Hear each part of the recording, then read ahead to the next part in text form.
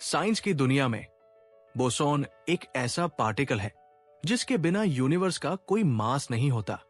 लेकिन क्या आप जानते हैं कि इस पार्टिकल का नाम एक ऐसे भारतीय वैज्ञानिक के सम्मान में रखा गया है जिसने मॉडर्न फिजिक्स की नींव बदल दी थी।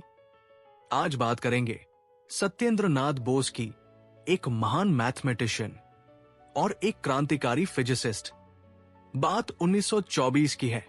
ढाका यूनिवर्सिटी की एक क्लास में professor Bose theory of radiation पर लेक्चर दे रहे थे। लेक्चर के दौरान उन्हें अचानक एहसास हुआ कि पुराने फिजिक्स के नियम सही रिजल्ट्स नहीं दे रहे।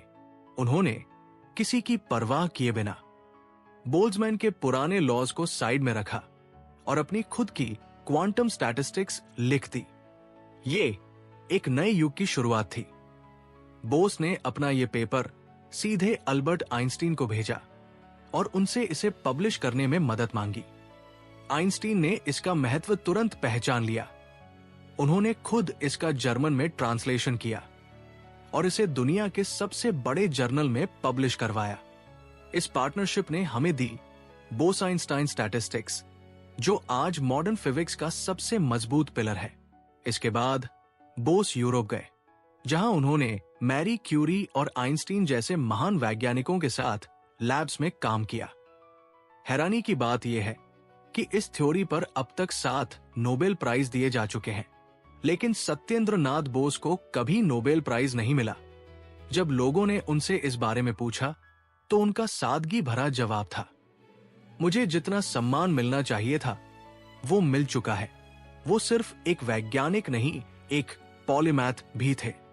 उन्हें फिजिक्स के साथ साथ केमिस्ट्री, बायोलॉजी और संगीत का भी गहरा ज्ञान था। उन्हें बंगाली, इंग्लिश, फ्रेंच, जर्मन और यहां तक कि संस्कृत भाषाएं भी आती थी। उनका मानना था कि साइंस को अपनी मातृभाषा में सिखाना चाहिए। 1954 में भारत ने उन्हें पद्म विभूषण से नवाजा। उनकी कहानी हमें सिखाती है कि सेल्फ कॉन्फिडेंस और मेहनत से आप पूरी दुनिया का नजरिया बदल सकते हैं।